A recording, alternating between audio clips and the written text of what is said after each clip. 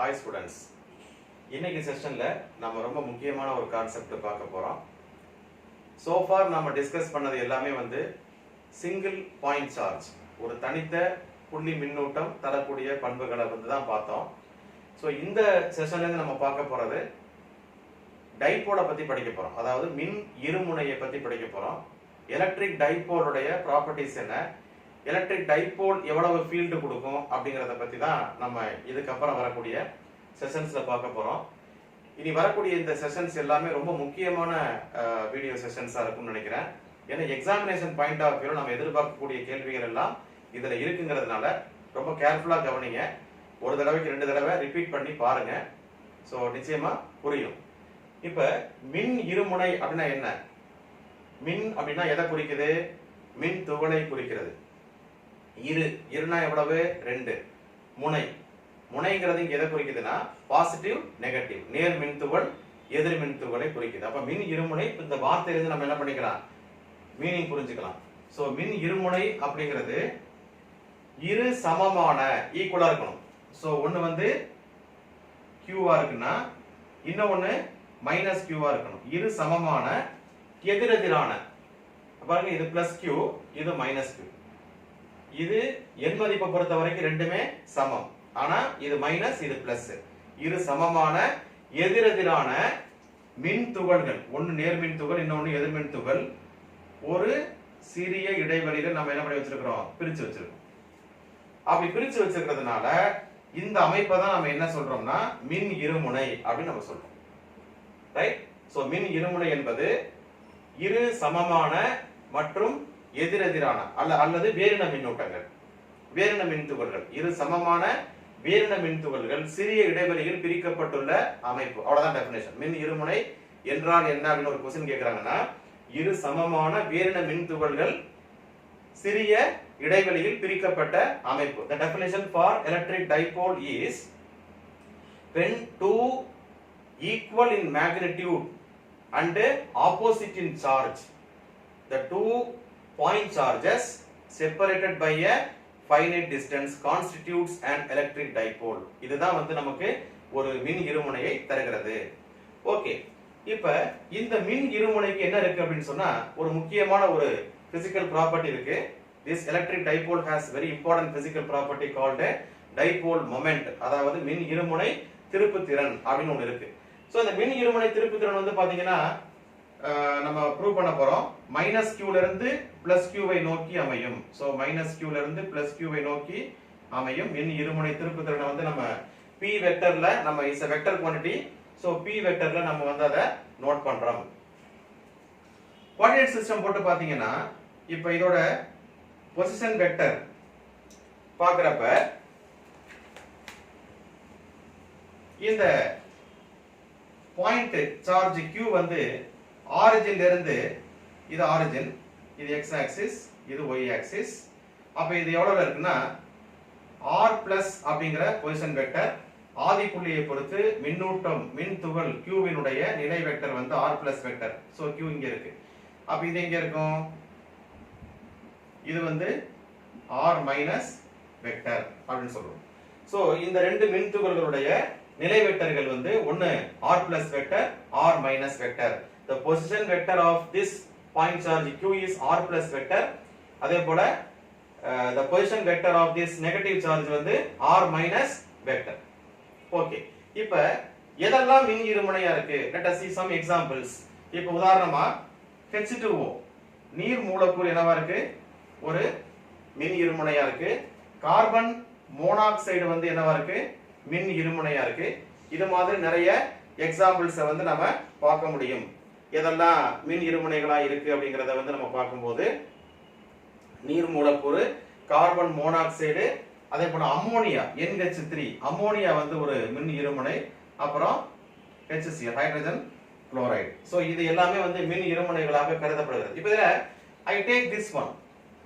இப்போ ஏன் இந்த மின் இருமுனை மூலக்கூறுகள்ல இந்த மாதிரி உருவாகுது அப்படின்னு பாத்தீங்கன்னா, இப்போ நம்ம சொல்றோம் பாசிட்டிவ் சார்ஜ் இருக்கு, நெகட்டிவ் சார்ஜ். ஒரு மாலிகூல்ல பாசிட்டிவ் சார்ஜஸ் இருக்கும், நெகட்டிவ் சார்ஜஸ் இருக்கு. அப்ப பாசிட்டிவ் சார்ஜஸ் உடைய சென்டர் ஆஃப் மாஸும் நெகட்டிவ் சார்ஜஸ் உடைய சென்டர் ஆஃப் மாஸும், அதாவது நேர்மின் துகள்களுடைய மையமும் எதிர்மின் துகளுடைய மையமும் ஒன்றோடு ஒன்று மேற்பொருந்தாததனுடைய காரணமாகத்தான், அல்லது மின்துகள் மையம் கூட சொல்லாத அந்த நேர்மின் துகள்களுடைய மின்துகள் மையமும் எதிர்மின் துகளுடைய மின்துகள் மையமும் ஒன்றாக பொருந்துவதில்லை. அந்த பொருந்தாமல் இருக்கக்கூடிய காரணத்தினாலதான் நமக்கு வந்து மின் இருமுனை உருவாகிறது.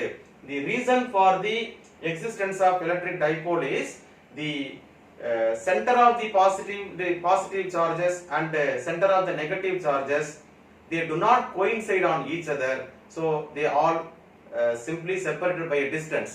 So they have permanent dipole moment. Basically they are having permanent dipole. அதனால அந்த மாதிரி பிரிச்சு வைக்கப்பட்ட காரணத்தினால அதுக்கு நிலையான ஒரு மின் இருமுனை திருப்புத்திறன் வந்து இருக்கு அப்படிங்கறத நீங்க புரிஞ்சுக்கணும். உதாரணமா இப்ப H2 எடுத்துக்கிட்டீங்கன்னா அதுல 2 ஹைட்ரஜன் இருக்கும், ஒரு ஆக்சிஜன் இருக்கும். சோ ஆக்சிஜன் வந்து பெரிய மாலிக்யூல் இல்லையா, ஆக்சிஜன் வந்து பெரிய மாலிக்யூல், இது ஆக்சிஜன் ரைட்டா. அப்ப இதோடைய சென்டர் வந்து இங்க இருக்கும். அடுத்தது வந்து பாத்தீங்கன்னா இது ஒரு ஹைட்ரஜன், இது ஒரு ஹைட்ரஜன், 2 ஹைட்ரஜன் இருக்கு. இது ஒரு ஹைட்ரஜன், இது ஒரு ஹைட்ரஜன், இது ஆக்சிஜன். இப்ப இதுக்கு பாண்ட் இருக்கு, இது ஒரு பாண்ட், பிணைப்பு இருக்கு, இது ஒரு பிணைப்பு இருக்கு. ஓகே, இது ரெண்டுக்கும் சென்டர் எங்க இருக்கும்? இது ரெண்டையும் ஜாயின் பண்ற this is not a bond, இது ஆக்சிஸ். இந்த ஆக்சிஸ் உடைய சென்டர்ல இருக்கும். அப்ப இது பாசிட்டிவ், இது பாசிட்டிவ். அப்ப பாசிட்டிவ் உடைய சென்டர் இங்க இருக்கு, நெகட்டிவ் ஓட சென்டர் இங்க இருக்கு. they are having some distance. இப்ப பாசிட்டிவ் ஓட சென்டரும் நெகட்டிவ் சார்ஜஸ் உடைய சென்டரும் செப்பரேட் இருக்கு, கோயின்சைட் ஆகல. அதனால water molecule exhibit dipole nature. அப்ப நீர் மூலக்கூறு மின் இருமுனையாக இருப்பதற்கு காரணம் என்ன அப்படின்னு பாத்தீங்கன்னா இந்த மாதிரி நேர்மின் துகள்களுடைய மையமும் எதிர்மின் துகளுடைய மையமும் சற்று பிரித்து வைக்கப்பட்டிருப்பதுதான் காரணம் அப்படிங்கறத நீங்க புரிஞ்சுக்கணும். புரியுதா? அதே மாதிரி தான் எல்லா மாலிகூல்ஸுக்குமே நீங்க வந்து இதே மாதிரி நீங்க ஒர்க் அவுட் பண்ணலாம். So this is general representation for the dipole moment, dipole configuration. இப்போ நம்ம ஒரு முக்கியமான பாயிண்ட் பார்க்க போறோம். டைபோல் மொமெண்ட்டுக்கான மேத்தமெட்டிக்கல் எக்ஸ்பிரஷன் என்ன நல்லா புரிஞ்சுக்கணும். இது general expression for dipole moment எப்படி எழுதுறேன் பாருங்க. ஃபர்ஸ்ட் இந்த சார்ஜ் எழுதுறேன் Q. இது எவ்வளவு? இதோட பொசிஷன் வெக்டர் எதுல இருக்கு? R plus vector. Okay, plus அடுத்தது என்ன இருக்கு? சார்ஜ் மைனஸ் Q இருக்கு, மைனஸ் Q இருக்கு. இதோட பொசிஷன் வெக்டர் என்ன? R minus vector. So this is the general definition for the dipole moment. So it is nothing but the vector sum of the என்னது product of the point charge, magnitude of the charge and the corresponding position vector. So இதான் வந்து ஜெனரலா வந்து dipole மொமெண்ட்டுக்கான மின் இருமுனை திருப்புத்திறனுக்கான பொதுவான வரையறை. இப்போ நம்ம என்ன பண்ண போறோம்னா for simplicity or நம்ம ஒரு கன்வீனியன்ஸ்க்காக நம்ம என்ன பண்றோம், இத நாம வேற மாதிரி நம்மளுடைய வசதிக்காக இப்ப மாத்தி எழுத போறோம். நான் சார்ஜ் இப்ப எங்க கொண்டு வரேன்னு பாருங்க. சோ இது வந்து x ஆக்சிஸ், இது நெகட்டிவ் x ஆக்சிஸ், இது y ஆக்சிஸ், இது மைனஸ் y ஆக்சிஸ். ஓகேங்களா? இது ஆரிஜின். நான் என்னோட சார்ஜ் q கொண்டு வந்து x ஆக்சிஸ்ல வச்சிரேன். சோ இது xy பிளேன்ல வச்சிருக்கேன். சோ நமக்கு புரிஞ்சுக்கிறது கொஞ்சம் கஷ்டமா இருக்கு. அல்லது அதில இருந்து நமக்கு எடுத்துக்கொள்ளக்கூடிய கான்செப்ட் வந்து கொஞ்சம் கிளாரிட்டி இல்லாத மாதிரி தெரியுது. அதுக்காக நான் இந்த நம்ம சிம்பிளிசிட்டிக்கு போறோம். இதுல நான் வந்து சார்ஜ் q இங்க வைக்கிறேன். இது எவ்வளவு டிஸ்டன்ஸ்ல இருக்குன்னா ஒரு a டிஸ்டன்ஸ்ல இருக்கு. அதே மாதிரி நெகட்டிவ் சார்ஜ் மைனஸ் q இங்க வைக்கிறோம், இந்த சைடு வைக்கிறோம். இதுவும் அதே டிஸ்டன்ஸ் தான், a டிஸ்டன்ஸ்ல தான் இருக்கு. ஓகேவா? இந்த பாயிண்ட் வேணா நீங்க a ன்னு குறிச்சுக்கங்க, இத வந்து b ன்னு வேணா குறிச்சுக்கங்க. ஓகே, இப்போ எழுதுங்க. யூசிங் திஸ் ஃபார்முலா நம்ம வந்து எழுத முடியும். இதோட டைபோல் மொமெண்ட் எப்படி இருக்குங்கறத நம்ம கண்டுபிடிக்க முடியும். எப்படி வருங்க பாருங்க. p vector is equal to first இதுல எழுதுங்க. சோ இதுல x ஆக்சிஸ்ல இருக்கிற யூனிட் வெக்டர் வந்து i கேப், நெகட்டிவ் x ஆக்சிஸ்ல மைனஸ் i கேப். அத புரிஞ்சுக்கணும். இது உங்களுக்கு j கேப்னு தெரியும், இது மைனஸ் j கேப். சோ இதே ஓரியன்டேஷனை நீங்க y ஆக்சிஸ்லயும் வைக்கலாம் or even you can fix in z axis. So எந்த அச்சுல வேணா நம்ம வச்சாலும் ஒரே மாதிரியான ரிசல்ட் தான் நமக்கு கிடைக்க போகுது. அதுக்குள்ள டைரக்ஷன் மட்டும் தான் நமக்கு கிடைக்க போகுது. சோ பாருங்க, first q okay, r plus vector. r பிளஸ்ங்கிறது இதோட பொசிஷன் வெக்டர். பொசிஷன் வெக்டர் என்ன? இப்போ இந்த பொசிஷன் வெக்டரோட மேக்னிட்யூட் வந்து a, கரஸ்பாண்டிங் டைரக்ஷன் வந்து என்ன? i. அப்ப என்ன வரும்? a i cap. புரியுதா? சோ இத ரொம்ப நல்லா புரிஞ்சுக்கணும். நீங்க எதையுமே நீங்க மனப்பாடம் பண்ண தேவையில்லை. அழகா நீங்க படத்தை வரைஞ்சு படத்துல இருந்து நம்ம கான்செப்ட் எடுத்து எழுத போறோம். நமக்கு தெரியும் ஜெனரலா வந்து rங்கிறது நமக்கு வந்து என்ன தெரியும்? பொசிஷன் வெக்டர் எழுதும்போது தெரியும் xi cap plus yj cap plus z cap அப்படின்னு வெக்டர்ல படிச்சிருப்பீங்க. இப்போ நம்ம பார்க்க போறது only x ஆக்சிஸ்ங்கிறதுனால x ஓட டிஸ்டன்ஸ் வந்து இங்க a, அப்ப கரஸ்பாண்டிங் வெக்டர் என்ன வந்துரும் just ai cap அவ்வளவுதான் எழுதிருக்கும். அதே நீங்க நெகட்டிவ் ஆக்சிஸ்க்கு வாங்க, பிளஸ்க்கு பிளஸ் போட்டுக்கறேன். ஓகே, சார்ஜ் q போட்டுக்கறேன். கரஸ்பாண்டிங் பொசிஷன் வெக்டர் வந்து நெகட்டிவ் x ஆக்சிஸ் என்ன வருது? எஸ், அது ரொம்ப முக்கியம். ai cap. ஓகேவா? புரியுதா? சரி, அப்ப ai cap minus into minus plus ai cap. இப்ப ரெண்டையும் கூட்டினா 2qai cap. So this is the dipole moment for this system. இந்த டைபோலுக்கு டைபோல் மொமெண்ட் மின் இருமுனை திருப்புத்திறன் இந்த மின் இருமுனைக்கு x அச்சின் மீது இருக்கக்கூடிய இந்த மின் இருமுனை மின் இருமுனை எது? இதுதான் நம்முடைய மின் இருமுனை. இந்த மின் இருமுனைக்கான மின் இருமுனை திருப்புத்திறன் எவ்வளவு? ஜெனரலா நீங்க xy பிளேன்ல இருக்கக்கூடிய ஒரு மின் இருமுனைக்கு இது மின் இருமுனை திருப்புத்திறன். This is the dipole moment for this system, this dipole. And for this dipole, this is our dipole moment. அப்ப பாருங்க, இந்த டைபோல் மொமெண்டோட டைரக்ஷன் எப்படி இருக்குன்னு பாருங்க. i cap டைரக்ஷன் தான் இது. அப்ப இந்த டைபோல் மொமெண்ட் i cap டைரக்ஷன்னா எப்படி இருக்கு? இது i cap டைரக்ஷன், இது i cap direction. i cap டைரக்ஷனா இது. அப்ப டைபோல் மொமெண்ட் வெக்டர் எப்படி போகுது? towards the yes along the positive x axis towards right hand side. அப்படினா டைபோல் மொமெண்டோட டைரக்ஷன் எங்க இருந்து எங்க போகுதுன்னு பாத்தீங்கன்னா q ல இருந்து q விற்கு செல்கிறது. அதான் முக்கியமான கான்செப்ட் நீங்க புரிஞ்சுக்க வேண்டியது. மின் இருமுனை திருப்புத்திறனுடைய திசையானது எவ்வாறு அமையும் என்றால் q ல இருந்து q வை நோக்கித்தான் அமையும் அப்படிங்கிறதுக்கான ப்ரூஃபே இங்க உங்களுக்கு கொடுத்தாச்சு. சார் இது y ஆக்சிஸ்ல வச்சா மாறுமானா மாறாது, z ஆக்சிஸ்ல வச்சா மாறுமானா எந்த ஆக்சிஸ்ல வேணாலும் நீங்க ஓரியன்ட் பண்ணி பாருங்க, ஃபிக்ஸ் பண்ணி பாருங்க. அந்த டைபோல் மொமெண்டோட direction will be always from q to q அப்படிங்கறத உங்களால இது போல ப்ரூவ் பண்ணி காமிக்க முடியும். ஃபைன், இப்போ புரியுதா?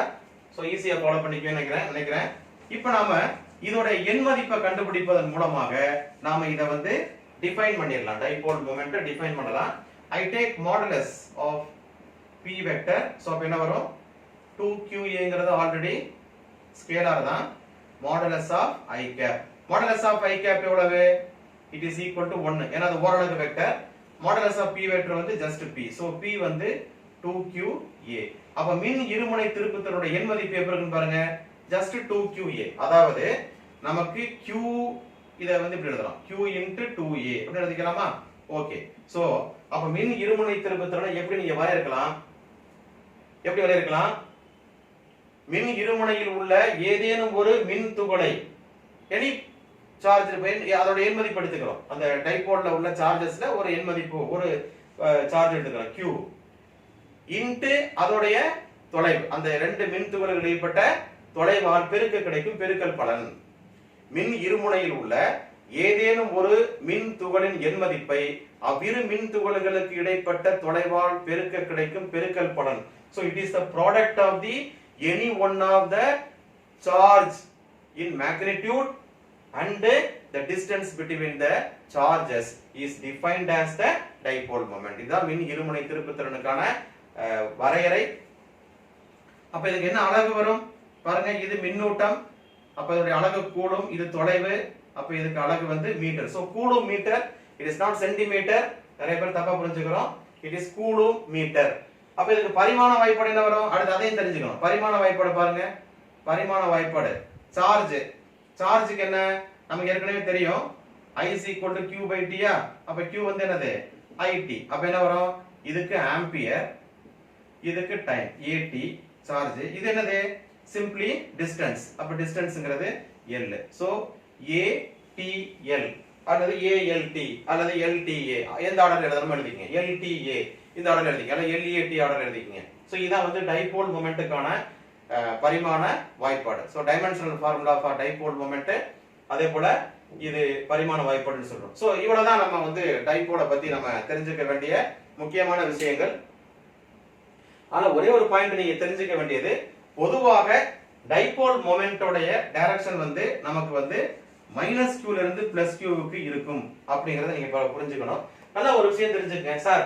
நீங்க ஈஸியா ரெண்டு சார்ஜர் பார்ட்டிகளை மட்டும் எடுத்துக்கிட்டு அதை டைபோல்னு சொல்லி அதுக்கு நீங்க மொமெண்ட் கொடுத்துட்டீங்க. இப்போ ஒரு சிஸ்டம் இருக்கு, அந்த சிஸ்டம்ல வந்து the system may have n number of dipole அப்படி இருக்கு. அந்த அமைப்புல நிறைய மின் இருமுனைகள் இருந்தா மொத்த மின் இருமுனை திருப்புத்திறனை டோட்டல் மேக்னெட்டிக் எலக்ட்ரிக் டைபோல் மொமெண்ட்டை வந்து நீங்க எப்படி கண்டுபிடிப்பீங்க அப்படின்னு பாத்தீங்கன்னா வெரி சிம்பிள். நம்ம ஏற்கனவே பண்ணிருக்கோம் அதே தான். P vector is equal to sum over போட்டுருங்க. sum over index number I is equal to 1 to n. இப்போ சார்ஜ் வந்து 1 2 3 4 இப்படி போயிட்டே இருக்கும் இல்லையா? அப்ப என்ன பண்ணிக்கலாம்? qi அப்புறம் அந்த corresponding position vector ri vector. That's it. So sum over I is equal to 1 to n qi ri vector. So எத்தனை உங்களுக்கு டைபோல் மொமெண்ட் வேணுமோ அதுக்கு தகுந்த மாதிரி நீங்க எக்ஸ்பேண்ட் பண்ணி என்ன பண்ணிக்கலாம்? இத எக்ஸ்பேண்ட் பண்ணி எழுதிட்டீங்கன்னா you will get the total dipole moment. இது வந்து short form for the system consisting of n dipoles. அதாவது n மின் இருமுனைகளை கொண்ட ஒரு அமைப்பினுடைய மின் இருமுனை திருப்புத்திறனை கண்டுபிடிப்பதற்கான வாய்ப்பாடு தான் இது. சோ இதுதான் வந்து நமக்கு மின் இருமுனையை பற்றி நாம் தெரிந்து கொள்ள வேண்டிய பண்புகள். இப்போ நாம என்ன பண்ண போறோம் அப்படின்னா அடுத்த வீடியோ நீங்க பார்க்க போறது ஒரு மின் இருமுனை எவ்வளவு மின்புலத்தை ஏற்படுத்தும். நம்ம ஏற்கனவே வந்து ஒரு தனித்த மின்துகளுக்கான மின்புலத்தை வந்து நம்ம கண்டுபிடிச்சிருக்கோம். இப்ப ஒரு மின் இருமுனை எவ்வளவு மின்துகளை மின்புலத்தை ஏற்படுத்தும். what is the electric field due to the dipole அப்படிங்கறத பார்க்க போறோம். So keep watching. Thank you.